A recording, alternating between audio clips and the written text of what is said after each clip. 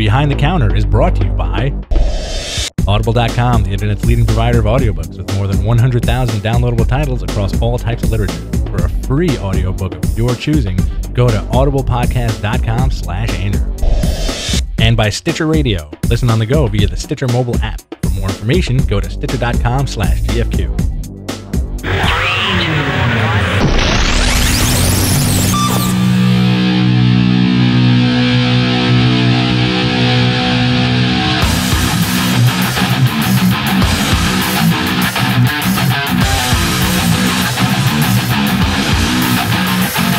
Hello and welcome everybody to a new episode of Behind the Counter. I'm your main man, Rich Stambolian. With me is my main man, Jonathan Adler. Hola. Who celebrated his 15th birthday yesterday. Happy birthday, John. I'm a big boy. Thank you. He's a big boy with a big boy present. Oh, look at this. Yeah. Do I open it on air? Open it on there. Happy birthday. All right. It's a dildo. What is this? It's not. It's more presents. It's not. Yeah. Oh, swagger. I hope you don't have it. No, I don't have. All right. I don't have anything that I can. All right. What is it? None of your business. I want to see it. Because I'm Yeah, opening up on seriously. air doesn't mean it's your business. It's a book I wrote called How to Kill Andrew's Area. Oh, great. It's a book called Everyone Counts Backwards. 3, 2, 1. This is Mom and Aaron, my favorite artist of beautiful women, The 20th century. 20th century. Thank you, Rich. You got it. You're a man. wonderful human being. Happy birthday. Thank you. I'm really glad you don't have that. No. The only thing I have is a really, really dirty stuff. Yeah. They're really dirty stuff. This stuff is great. I don't know if this is dirty, but I hear it's excellent. Everything is dirty that he put out. Fine. Even if it's like mid-level, like PG-13 stuff, there's still like coochie and breasts in You're it. gonna get some coochie in that. Oh, yeah. And a beautiful forward by your absolute favorite comic creator, Frank Miller. Oh! Everything I learned about women is from Frank Miller. This is a joke because John doesn't like Frank Miller. I like him very much. So anybody who stayed tuned from Matt and Man, this is Behind the Counter. This is the show after Matt and Man that has nothing to do with pro wrestling. This is the comic book show that we do every week, myself and John. Anything interesting on your phone right now? I'm trying to get a pull quote from somebody because you know how every Friday I check comic book resources, and because they are pretty much the source of news next to Bleeding Cool. And they always have a roundtable discussion. They started out with Joe Quesada when he was EIC for Marvel. Now, since Ox Alonso, who's doing a wonderful job as a editor-in-chief, does a little, State of the Union, bring some news, drop some art. So DC decided to get in the bandwagon because they've been basically like, Nazi Germany when it comes to news coming out of them. Yeah. So Tell me about it. Bob Harris, the new editor-in-chief, who we all know and love from getting fired from Marvel and being an awful human being, and Bobby Chase, who we also know as a woman, who works for DC and one time Marvel, they started doing something and started, talking about stuff, that's going on in DC. They so we love DC. We absolutely love DC. We've been talking how much we enjoyed DC over the last year. How New 52 is a absolute stellar Masterstroke. achievement from all of them. A masterstroke. So they made some announcements, and one of the things was Jim Zabovich, I think his name is. He was slated for Birds of Prey. Then he basically wrote a good portion of the story arc. Gone. Now he's being replaced by Christy Mack, who writes Amethyst. Okay. So just like uncharacteristically, just thrown into the beds. So Comic Resources, the most interesting thing about this was they asked a very good question because I feel like everything's kind of soft when it comes down to it. There's very, very soft investigative reporting done by Comic Resources.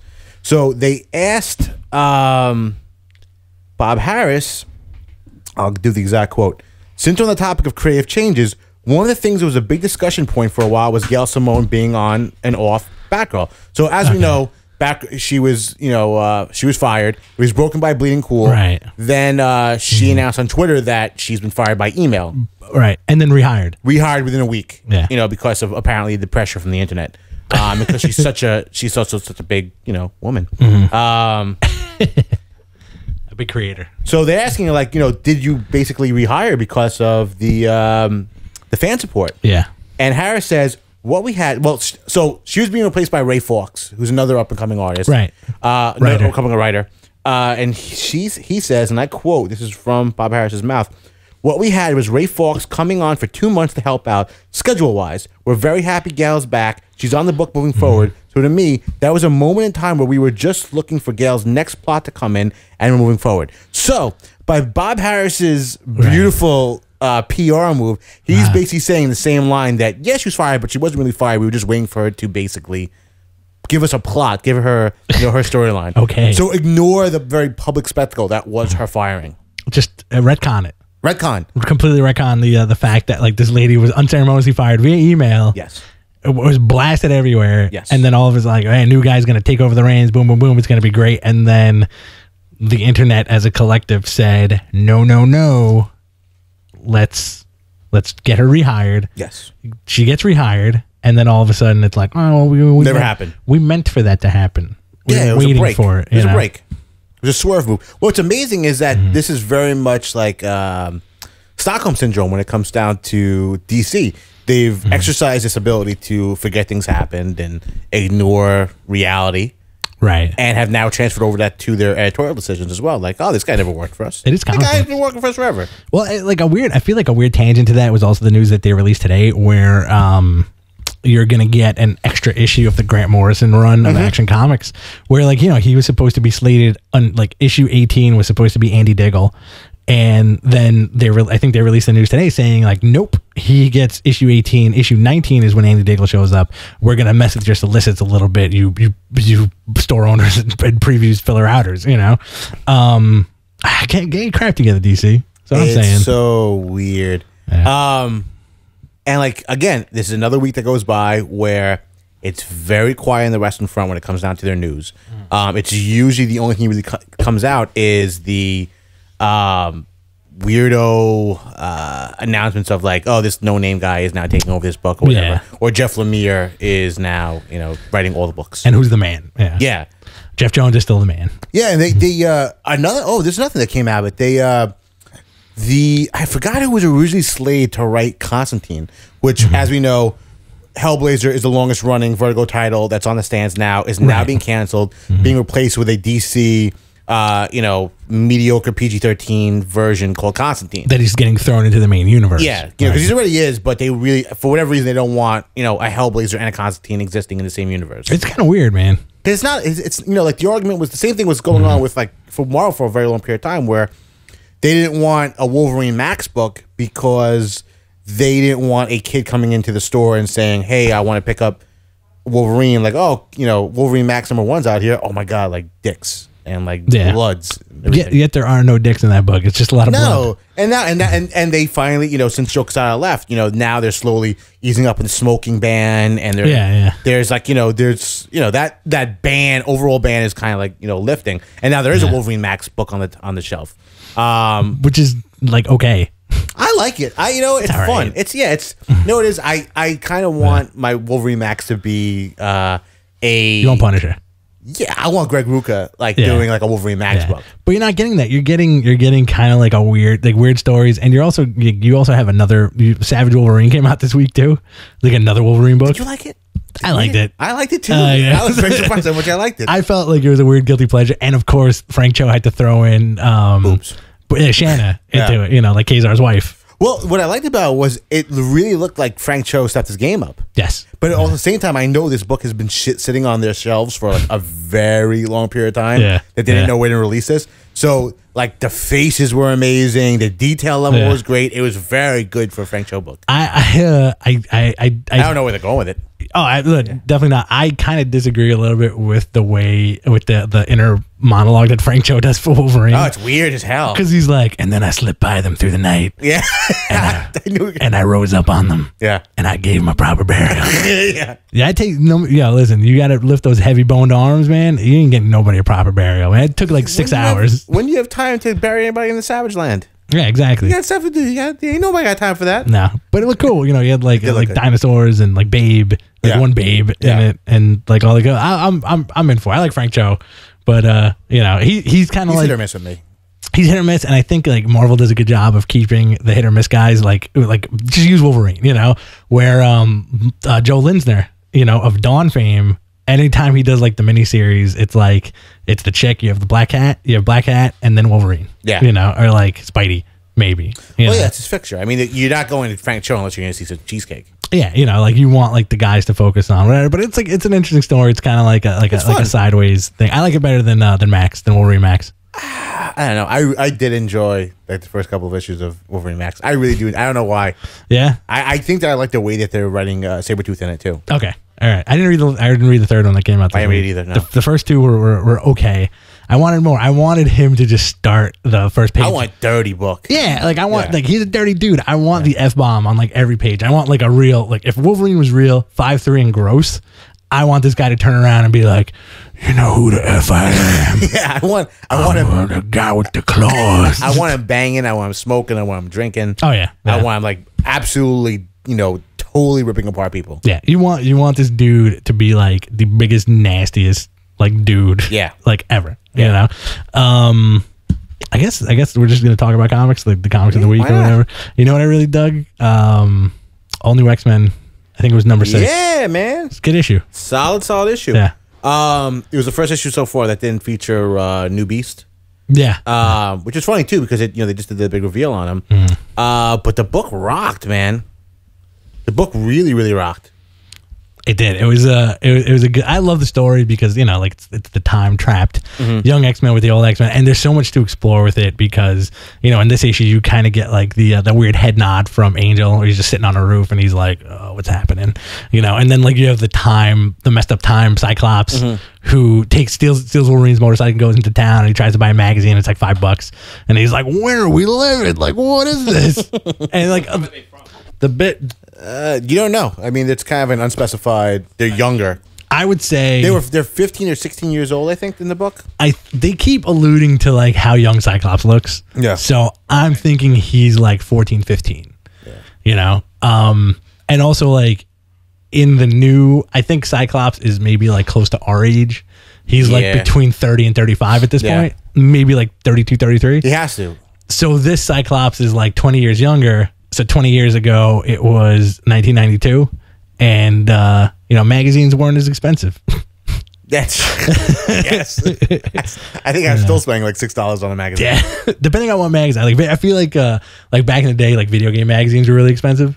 Yeah, they were, but you got a free game with it. You got like that demo disc that came in packaged with it. Yeah. You had like your Game Pro and your Game Informer. But it's this. I kind of love the Cyclops Wolverine interaction in the book. Yeah, where he's like, when the artist was amazing. I really love Monin, but I think it was Dave Marquez who did this. Yeah, he rocked it because I love that panel. I was gonna screenshot it today. With where Cyclops takes off on the bike, and mid bite, Wolverine like stops eating and just like, oh, what the hell? That's not happening. I'm smelling him leaving. Yeah.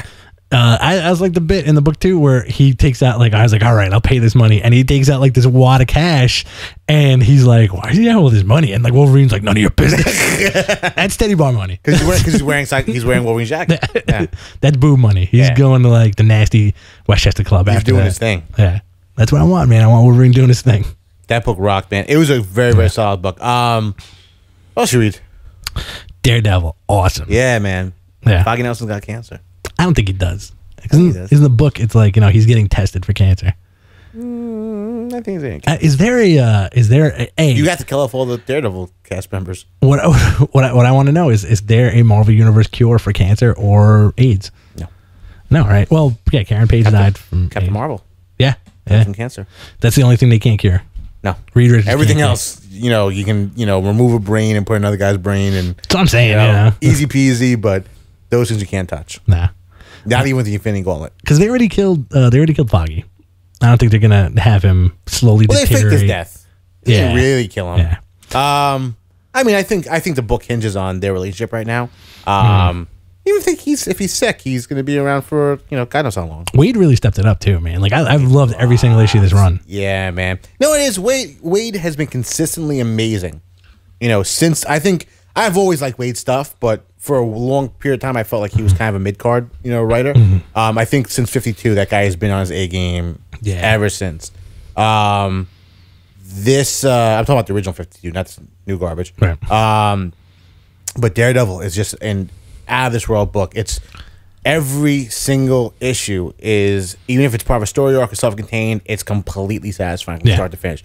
The art package, the writing package is incredible. Yeah, absolutely, absolutely. And you have like such a great team of artists too. That the rotating team of like Sam that kills it. Oh, Sandy's awesome, man. Yeah. So he's such a great artist. And you have Paulo Rivera, and you have Marcus Martin, and you have Mike Allred. Oh my God. Yeah. The greatest creative team on comics right now. Well, they all want to work on it because for a long time, Daredevil's territory was you got the dark artists, you got your Michael Larks, you got your Sankowitzes. Yeah. You had the guys who were very much the gritty and grim stuff. Maliev. Exactly. Yeah. So now you've got a whole new era of Daredevil where it's much more of a superhero book and much more of like a Spider-Man type book. Yeah. Where it very much requires I don't want to say bright and shiny, but that's kind of like where they're going with it.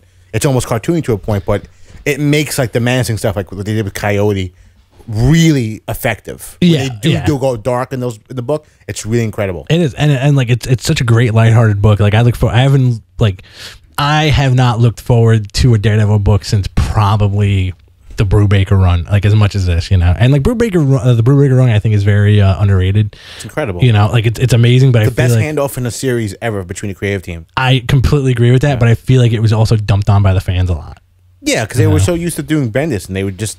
I think the problem was because it was such a good handoff. I think people felt it was too congruent to the original storyline, which is aping the same style. But that's what you wanted at the time.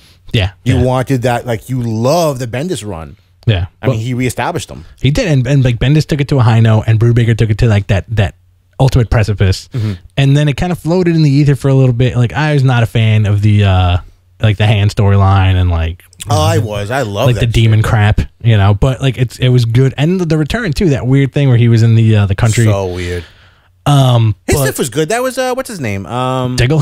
It was Diggle. Diggle's stuff was good, but the return was awful. Yeah, and it was very surprisingly like not that great. And the Wade stuff was just like mind blowing for me. Mark Waid years ago was always kind of like another answer to a Jeff Loeb. Where they kind of wrote some really good stuff and then like some really uninteresting stuff and then some good stuff. And then Wade like completely just somehow got like breathed new life into himself and is starting to write. Like he's been writing amazing stories for the past few years. Whereas Loeb, I'm a little hesitant about this new Nova book that's coming out. I'm probably gonna like it, but I feel like it's not gonna be like congruent to what I want. You don't want that book out of it. You don't want that book. You've been reading. You read good, solid Nova. Oh yeah, probably the best Nova you've ever read in your life, and you ever will read in your life. When Marvel did the whole like a beautiful cosmic story for years and years, isn't it so weird? And just dropped it. Isn't that so weird that that's where we've gone from? We went through there was no cosmic presence in the Marvel universe for so long. Dan Abnett and Lanning single-handedly reestablished everything, made every single cool character cool in the cosmic universe. It did really well. Yeah. And then, it kind of like leveled off a plateau and everything, and then just, they pulled the rug out. And now, you have a demand because of the films coming out. Right. There's much more focus. You have a Guardians of the Galaxy coming out from Bendis. You have the Noah book from Loeb. Something else coming out. Oh, Thanos Rising from the origin of Thanos. Yeah, from Jason Aaron. So, I feel like Abnett Lanning are just like, what's up? Yeah, like that stuff. And it was so like I remember when we were both working at the store together years ago when that came out. And Annihilation. Yeah, like Annihilation, and then like Annihilation was phenomenal. Yeah, man. And you were like, oh man, they're doing Cosmic Marvel. This is done right. Like nobody's interfering. Like you're not seeing Captain America in space in like another page. You're getting like, I'm a cosmic dude, and these guys are cosmic guys. And you have like Star-Lord looked incredible, and like Guardians of the Galaxy was awesome. Nova was awesome. The stuff they did with the Inhumans was phenomenal. Having Black Panther, not Black Panther, Black Bolt, do the whole thing with Vulcan. Like the Summers brother, all that stuff was great, and you wrote like these great stories and these great characters. And Drax was like the biggest surprise of the whole thing. So cool. That was the start of everything. Was the Drax miniseries? Yep, when he came back smart and like had the tribal tattoos. Yeah, but now it's just like I feel like it would fit so well in the current Marvel universe right now. With like the Marvel Now stuff. Oh, totally, yeah. And it's just kind of like if you're jumping on the books right now, you missed out on a lot of cool stuff that like really doesn't really mean anything right now. It's sad, because you're getting your new Nova and your new Star-Lord. Well, the problem is also that Richard Rider has been our Nova. There was nothing wrong with the character. There was no reason to make him into a young kid. Maybe if it was under a different writer, I would kind of believe in him a little bit more. But no, And I'm a little disappointed that they took away Star-Lord's costume. Because that was like one of the best redesigned costumes I've ever seen. Yeah. One of the coolest badass masks I've seen. And it's a shame. Hey, it was a really cool I'm sure character. the book's going to be great, but I don't know. There's something missing there. That cover completely sold me. Which one? It's the house with his face like in the background, you know? Yeah. And I'm like, it's kind of cool. But you know, I think Star-Lord is like, I think without that costume, he just looks like a regular like Han Solo type of dude. Yeah. I like that idea of like him being just like uniformed, you know, military dude. Yeah. And that lineup is all, you know, due to Abnick and Lanning. You know, like Groot and Rocket Raccoon are all them. And you had Gamora, Moondragon at one point. Moondragon, the new Quasar. Yeah. That stuff was really cool. That stuff was incredible. I think Wraith too at one point, or no? No, he never. You know what? They never did anything with him. He just kind of like peered off, and that was it. Okay. They were alluding to the fact that he was supposed to be a big man. Yeah. But that stuff was so cool because, you know, like you had your Thanos thing in it too. You had like some Galactus stuff, like again, like the cosmic Marvel stuff. And now it just seems to get really watered down because like that's where the new Avengers movie's going. You know, you have your Avengers Assemble title, which is basically the Avengers movie. Yeah. In a really ham-fisted comic. Yep. And you have, you know, the new Avengers movie coming out with the Guardians of the Galaxy. So you're I feel like you're going to get really easily palpable stories, you know, instead of like really complex space drama, which we should be getting. Yeah, man. There's no reason not to. I mean, that's the type of, you have the skeleton laid out in comics for you. You can easily pick up and do Annihilation. You know, you need to know really nothing about it. Here's aliens and here's them doing stuff and having a war with each other. And I also thought it was like for new fans jumping on, I feel like that's a really tough thing to pick up on, like the cosmic stuff, because like the end note of that cosmic stuff was Johnny Storm becoming the leader of the Negative Zone. Yeah, you know, where like he became like this cosmic master with the cosmic control rod and like, you know, Baby Annihilus and like all the stuff that Hickman wrote. And I feel like if fans picked up that book, like towards like between him dying and him coming back, they would not know what the F is going on. Yeah, exactly. Yeah. But it's good stuff. And like you also see a touch of that Hickman Fantastic Four in New Avengers #2, which I like. New Avengers #2, loved it more than somebody die. I think so. In New Avengers #2, I was not a fan of #1. I wasn't the biggest fan of #1. Talk to me. I felt it dragged out a little bit. It wasn't Hickman at his best, but looking back at it now, it was makes sense. It was the exposition. I wanted more of a bang from #1. You didn't want to see Black Panther talk to his people anymore. I don't like Black Panther. You know what? I think that weird Daredevil, like when he took over for Daredevil, I think that killed the character for me. You know what? I have a lot of faith in the character. I want to like him. I just don't think there's like, I love the Christopher Priest run. I think that's one of that's probably the only notable thing you can really talk about with Black Panther. Well, was that the one where the relaunch from a few years ago? This was before when they did the John Romita Jr. stuff, which I hated. See, like the first 5 issues of that run were excellent. Oh, I did not like that. That was the one. The first issue was an old school, like the grandfather of Black Panther fighting in a boxing ring with Captain America, while they had like two African dudes do like color commentary. That was not a good comic book.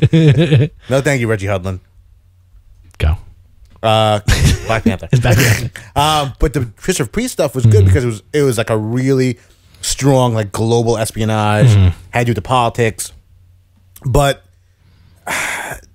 even now, I think the most boring aspect of Black Panther is Black Panther. Yes, he doesn't have because he has all the elements of being cool. Like he's an awesome, like he's a Batman type dude. He's a genius. He's the king of the dead now. Awesome costume. Yeah, King of the Dead. Awesome costume. Especially when they do the black lines on the gloves and the feet. I love that. I love that. Yeah. I don't like the gold necklace though. But I think the Wakanda stuff always drags it down. Yeah. Because you don't care about them. Like, yes, you're like, I like the fact they wiped it out and there's now more stuff now where he's like his arch enemy and he wants to murder this guy, but there's not a lot going on for T'Challa, man. No, not at all. The Wakanda stuff to me is akin to like whenever they go to Wundagore. Or it's boring. Yeah. Wundagore is always boring. You know, the only thing good about Wundagore is you can eventually see High Evolutionary.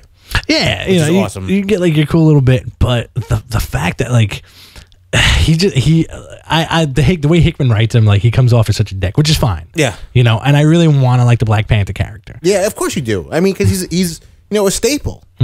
I also think it's a personal challenge to Hickman that he's trying to basically write a Black Panther book that can actually work in the context of the universe. But he's one of those characters that, like, you wouldn't want to read a long shot book by itself. But on a team book, it can work. Yes. I think Black Panther is one of those guys, like, you throw him in Fantastic Four, he's going to do awesome. Yeah. Being with these marquee guys like Captain America and Namor and, Mr. Fantastic and Doctor Strange, it's going to be an awesome collaboration between all of them. That's when it gets really interesting. That's why I think you like the second book, too, is just that, we love this Illuminati crap. Oh, yeah. Yeah. You're getting Infinity Gems, you're getting collusion between all these dudes. You're getting Dick Namor.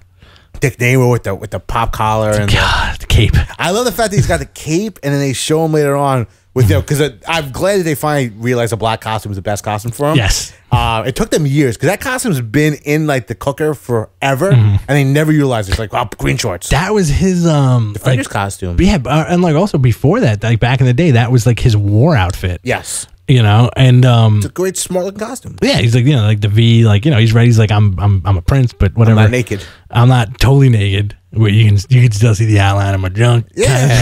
but the new costume also has, like, when he doesn't wear the cape, he still has the Dracula collar, which is awesome. He's like Morbius.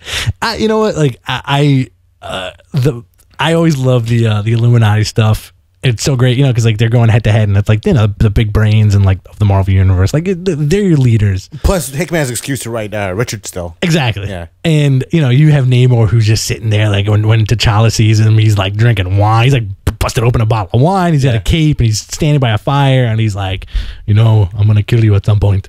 And that's how he talks. You think Black Panther really talks with an accent? Yeah. I do not. I've never pictured him with a straight African accent. No. Yeah. I think Wakanda is so advanced that they have eliminated any form. He's like the blandest, like Midwestern accent in the world. They've eliminated all types of culture. Put that wine glass down, Black Panther. How do you even like that? You like how a news person speaks? I think like Black Panther speaks like that. All right. I picture Reed and Captain America speaking like that. Oh yeah, they all have the same voice. Yeah. I feel like if you were like listening in the door of the Illuminati, it would just sound like the same voice over. Like, who's talking right now? Tony Stark has a little. Well, he has the same voice, but he has like a little bit more cadence to it, and a little bit more swarthiness to it. After there was a Funny or Die bit like a while ago when Avengers came out, where it was therapy for the Avengers, and the guy who played, like, the way they had Cap was he talked like he was from the 40s.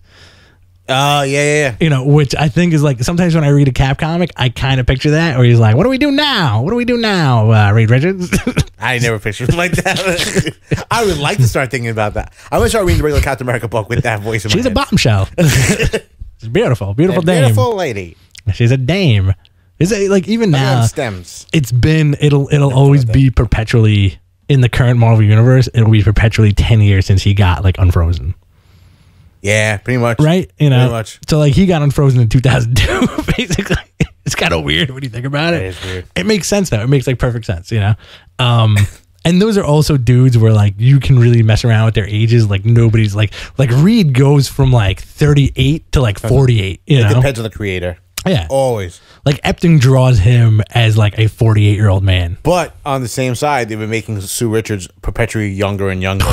She was like when she first premiered, she was a young girl, who was with this older dude. Yeah. But they weren't supposed to be older. And then she became like the mom MILF. Right. And then she was totally unattractive. And then you're like slowly, gradually, like, let's just make her into a hot young blonde lady. I think she's like younger than Johnny Storm at this point. Yeah. Like Johnny Storm, perpetually 25, 26. But see, that's a weird thing with the Marvel universe. We always get into the Spider-Man argument of how old Peter Parker is. Yeah. And I think Parker and Johnny Storm have to be the same age. Yeah, they're best friends. Yeah, you can't be best friends with anybody else who's older or younger than you. Possible. I also think that Sue Storm is probably the biggest bimbo in all of Marvel comics. She's the biggest tease. No, she's a bimbo. I don't think she's a tease. Well, Namor, she's just a freaking idiot. Well, I mean, like she's just so. I just think she's so dumb. You think so? Oh, absolutely. Do you like the Ultimate Sue Storm better? She's brilliant. I've never been a fan of Sue Storm. I'll admit that right now. She bombshells dropping. She's my least favorite thing about the four. Really? She is just a placeholder for me. Okay. She needs to be there. Yeah. You need to have Sue Storm, but I could care less. Like, is that because you hate women? I hate women. John doesn't hate women. I hate women. No, man, I think she's a bland character. I don't think they've ever really done anything of note with her. Yeah. You know, they've come close with her, but I think she's always going to be just like a dumb blonde. But like who's a mom and a wife. See, that's like her thing, which I forgot who wrote the book. It was like a miniseries maybe where like it kind of like really identified, like it was like their monikers were also like their personalities. Or like she's perpetually the trophy wife, where like that's why I say she's like the biggest. I remember this stuff. She's like the biggest tease in the Marvel universe because Thing is a rock and she's invisible. Yeah, nobody sees her. Yeah. She's hot. She's got a husband who doesn't pay attention to her. So like, you know, she flirts with the water guy a little bit. You know, like everybody kind of wants to do her. You know, but she's like a strong woman. Yeah, no, I agree with that. Weird, you know, but it doesn't make for a better personality. No, you know, that's the whole thing is that I don't think there's the only thing you can do really with Sue Storm, you know, drama wise, is like mess with the kids. Yeah, because the whole thing with Sue Storm, I think that was a kind of a turn off. Also, was she was a wife and a mother first before she was a superhero. Right. You know, she'd always like you could have a 3-year-old kid on fire in front of her, but Franklin Richards is stuck in his room. She's gonna run to Franklin Richards stuck in his room. Yeah, always. Well, you know what? Like maybe she does need to be a little more fleshed out. Hopefully, but Hickman did a really good job with her. No, they did. No, they did a great job. Like I'm not talking about characterization or anything. You're utilizing the limited tools that you have. But like when you look back at Hickman's run, you talk about the incredible characterization of Invisible Woman. No, you talk about like the awesome stuff that happened to Reed and Thing and like in Human Storage. Yeah, she is a placeholder. I don't think anyone wants to like really nail out that awesome storyline. But I mean, I've been a long time Fantastic Four readers as you have, and I endure like all the John Byrne stuff and like you know the '90s and stuff like that. And I remember Malice. Yes, her side, her like alter personality. Which is ridiculous. Like I'm not Malice, which is also isn't Malice also the same personality that Polaris has? Isn't it the thing that goes around your throat? I think, you know what? I think you're right about that. Yeah. Because like they just shared the same thing. That is weird. I just have a little weird connection between Polaris and I have to look this up. Polaris talk about some stuff. I look this up. The thing about Sue, I really want to see like a big storyline where Sue Storm finally cheats on Reed Richards, but it's not with Namor. It's with like the mailman, and not Willie Lumpkin, but like that'd be great. Like the complete opposite of Reed Richards, like a dumb, dopey like dude, you know. Just like anybody, like one of Johnny Storm's friends, you know, like a piece of meat, like a meathead. That'd be good. I'd read that. I like to see him mess around with Willie Lumpkin. And then like Reed turns around and he's like, he'll analytically be like, "Who was it?" And she'll be like, "It was, you know, it was Johnny's friend, Rocco." Is Willie Lumpkin dead? I haven't seen him in comics like 20 years. I don't know. He always shows up at a birthday party. Wasn't he a SHIELD agent in Ultimates? But then Reed, Special Agent Willie Lumpkin. But then Reed would mess with her, and he would be like, "Well, the Rocco that you banged was really an LMD. I want a divorce." Bang Rocco. What's wrong with you? A Jersey guy named Rocco. Rocco. Hey, Rocco. Batman. I want to see how much I haven't seen. Watching you from here, like you know, the audience doesn't know this. So bored. There's a giant black tripod between me and John. So when he looked at his watch, I couldn't see his watch. It just looked like you were looking at your wrist, like your bare wrist. I gotta go. I got a thing. Batman. Book of the week. Book of the week. Was there another book of the week that we really enjoyed? I don't think Batman so. and Robin. Batman and Robin was probably the second one. What was my? I think my first read was All New X-Men. Cap was good. Cap was awesome. But yeah, I think Batman was the first read I got. As soon as I woke up, I knew Batman was out. I knew it was the Arkham Asylum issue. It's here, baby. I had to go buy it from Comixology. No, really, for reals. I really did. Big plug to Comixology. Give us some free tokens or something. I hope so. I applied for a job with them. Yeah? I got an in on there. They told me no. I got an in. They were like, "You don't love comics enough, apparently." You should let me know. I would have. I have an in. All right, yeah. Too late. You already applied. That's it. Damn. They closed the door on you. Yeah. To say that they said the show wasn't good enough. Get tighter. So Batman. This was the penultimate issue. of the Death of the Family storyline. We've got Batman going into Arkham Asylum, going after the Joker, and Arkham Asylum was basically turned into the worst vacation ever. And like a really disgusting fun house. So first thing he sees is a bunch, which, I mean, number one, Greg Capullo does incredible stuff with the narrative and his art. Oh my god! Yeah. Just the way he's doing very limited scope on what you're looking at. For a second, you think that Batman's infected with the Joker virus, but he actually, all the cells are filled with Joker and Batman doubles. Like, he's got all the prisoners and guards dressed up as all the guards dressed up like Batman and Joker dancing in a puddle of water, and if they try to escape, they get shot. Or if they stop dancing. They've been doing it for like 48 hours, something like that. Yeah. So he solves that problem. But then the best part, this is one of my favorite parts of the book, is when he goes down the hallway, he sees fire like in the distance, and then all of a sudden a flaming horse comes at him, and he punches the horse right in the face. Punches the horse out, Mongo style, and then he fights a bunch of like dudes who are dressed up like knights. Bring it. And he fights all these dudes. I love that aspect of Batman sometimes, where like he'll have 1,000 thugs in front of him and be like, let's do this. But this is also like very naive, you know, like the Court of Owls, where he's really like, he's falling apart. Yeah. You know, he's got the stubble. He hasn't slept in a while. Yeah. That's when you know. Yep. He's always clean. Or he has the one exposed eye or a broken ear. Ripped up cape. Yeah. You know, the bat ripped off or whatever. Anyway, it rocks. He has this confrontation with Joker. Joker reveals his like royal court, which is Two-Face, Penguin, and Riddler, and then a bunch of like dumpy people dressed up like Justice League. The guards, like the security guards, yeah. And Batman loses, essentially. He basically surrenders himself, and he gets put into an electric chair, gets shocked, apparently to death. Yeah. And there is a mysterious silver platter that is being presented in ends of all the crossover books that are going on with Batman in the storyline of something just, it's rotting. Yeah, it's something mean. It's something, yeah. Well, because like in the at the end of Batman and Robin, or Batman. I think at the end of Batman, I think in the supplement, the backup, he shows, I think Penguin. He shows Penguin and Two-Face, right? Two-Face, yeah. And they're like, oh, you're good. Riddler's out at that point. Yeah, and they're like, oh, you're good. Yeah, you're good. You're good, you. And then in Batman and Robin, you know, which was also really good, really, really excellent. Like, I agree with you wholeheartedly. Like, Gleason does such a creepy Joker. Yo, that guy. It's the blackout eyes. It's the blackout eyes. It's the lines on the face that really does look like a dead piece of flesh on his face. Yeah, he doesn't like. We never talked about before, because I don't think you read it when we were on air when the last Batman and Robin came out, when he had like the slooping face and he put it on upside down. Yeah, he's messing with the mask itself. And what's great also is, and it's a big, you know, one up to Greg Capullo, is how he makes it like it's yellowing now. Yeah, it's a rotting piece of flesh. It's gross. It's nasty. Yeah. He's such a gross character. Plus, Batman and Robin, they showed their hand a bit early, and they showed like Joker's new like digs, his outfit. Yeah.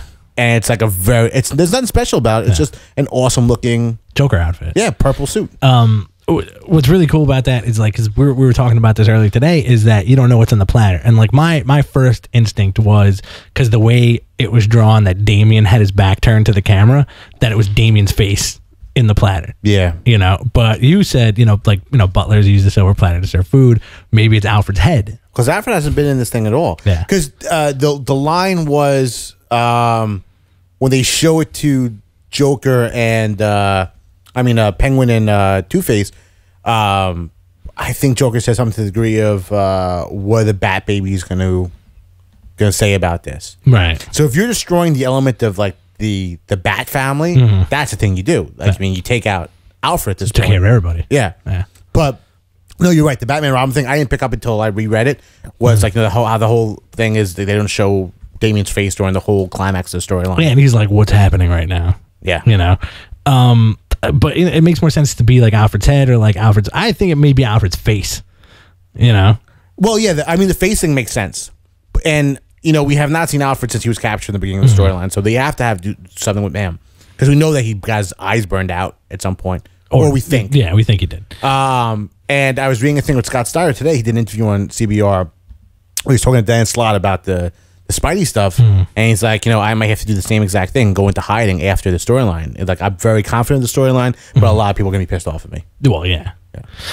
I also think for some reason in my head, it's much harder in the DC universe to actually bring somebody back from the dead than in the Marvel universe. Because in the Marvel universe, it's like, you get your one and dones, like the fans clamored about the Spidey thing, which we talked about last week, where they're like, oh, it's just not it, what's going to happen? And then, the first issue Superior Spider-Man, Peter Parker's in it.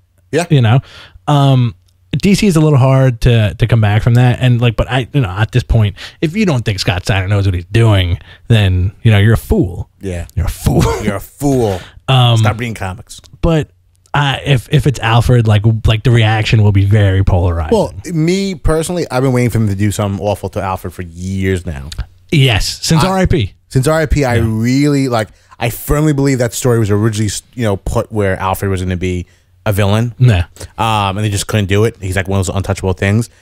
Snyder has so much pull and so much faith in him at this point that I do think they're probably gonna do something to Alfred. Yeah. But at the same time, there's a lot of little mysteries going on, especially with solicitations. Yeah. We have I think in April they're having they're calling it the Holy Shit Month of DC, where every cover is gonna be a gatefold cover. So we've only seen half the covers that they're advertising for. Yeah. And one of them is Batman. It's 2 issues after this storyline, and it's Batman as Bruce Wayne with a gun in his hand, shooting somebody. So the blurb is like, oh, what's gonna happen, whatever. So something big's gonna happen where he's gonna get snapped. But also they had one with Red Hood, and they said something's gonna happen big with Jason Todd during the storyline. Okay. But I always think about the visual part of this. So opening up the silver platter. How are you going to identify, one of the twin-like Robins at this point? The mask? Right, yeah. If you're doing a reveal, immediately you see Alfred's face, you're going to identify as Alfred. Yeah. Bald head, mustache, that type of stuff. But if you see, a black hair, good-looking dude with, a youngish guy. Yeah, if their face or whatever, unless they have the Robin mask on. Right. You're not going to know. No. If it's a red mask, a black mask, or a green mask, you're not, or Barbara Gordon's head. Yeah. The other thing which may, because this is the impetuous to pick up the next issue. A thing I was thinking of is that the Joker does not really know that Batman's Bruce Wayne. Well, that's the thing they're playing with a lot. And he could turn around and say he cut off Bruce Wayne's head and found a lookalike or whatever. That's what I was thinking. Also, for some reason, when I was kind of mulling over about this, I thought for a second maybe he just he has a weird what's his name, his pseudo brother's head. Yeah, I forgot the Lincoln. Yeah, Lincoln March or something like that. Yeah, Lincoln March. Yeah, just something like that where Batman looks at it and he's like, oh, and he's like, you failed, Batman. This is the guy who loved you. You failed. And he's like, oh, it's me. Who was that? Because he did that. He kind of pulled that trick on Robin. Yep. In Batman and Robin, where you think he's fighting Batman the whole time, but it was just some kung fu guy. It was an Asian guy. Yeah. Robin fought like an undead Asian guy for the entire issue. Was that the Batman Robin? In Batman and Robin, yeah. Was it really? Yeah, you remember the not this storyline. Yeah, no. He and when he had when Robin was fighting Batman with the Joker smile. Yeah. And Robin thought it was Batman the whole time, but it wasn't. It was wasn't Batman? No. Did you read it? Yeah, I totally forgot about this. No, it was he was or maybe he's maybe it's not. Joker was maybe it's not Batman. Maybe it's just a guy who owned a dojo who got in with the wrong people, and he took the mask off, and it was a Chinese guy, an Asian guy who like this. Yeah. He's an Asian guy who Joker put in the Batman costume. It was a kung fu guy. No, I'm glad about that because the whole time I was reading it too, I was I'm really hoping that he's not Batman because I don't think Batman would get infected like this. No, it wasn't. And he's too busy. He's doing all this other crap. Yeah, exactly. So it was Joker put him in the. You read everything but the last 2 issues of that book. Yeah, I just flipped through it and just go, oh, this is awesome. This is great. You did the Tom reading. Oh, great. First page, last page. Let me spoil it for you. It was Gwen Stacy. Well, I think Batman number 18 is gonna 17 is gonna be my most anticipated book I'm waiting for. Ever of all time. I mean, Batman gets me excited, man. That gets my my blood going. But it should, you Gets know, my blood up. Like as comic fans in our 30s, like yes, it's a good thing that Batman gets you worked up because it's good. Like this, If like it doesn't, that's their film. you know, Batman has been awesome. Like you know, since like a little bit before the Grant Morrison run, it's been every issue. You're like, what's gonna happen now? What's gonna happen now? And then there's like the teaser for the annual that has Damian in the Morrison future Batman costume. You know, so you know you have kind of like that to play with. The Batman universe is completely excellent right now, and it's you know it's thanks to Snyder. Yeah, man. And it's also cool too because like when everything evens out with the DC universe, when you know when Alex Luthor shows up and rips the world apart, I hope so, and makes it ice cream cones. The Batman universe will stand. You know it would. And oh yeah. And there's never a shortage of people who want to great art writers that want to come on board to write Batman. Yeah. I mean, you all have a Batman story in us. Yeah, absolutely. What's your Batman story? He revealed that he's a Mexican millionaire that got a head injury and thinks he's Batman. Yes. That's my story. Love it. I heard he was a Black Scorpion. He's a Black Scorpion. Lo Siento Batman. That's my story. Yeah. It's the wrong show, Andrew. He's a Hyman guy. Kevin Nash is Batman. It's an 8-foot tall Batman. Super Shredder. So, all right. I think that about does it. Andrew? Yes. Yeah? That means yeah. That means that's okay. All right. Anyway, good night, everybody. This has been Behind the Counter. Thank you for tuning in. I'm Rich. Hey. That's John. Wish him a happy birthday if you see him on the street. Don't come up to me.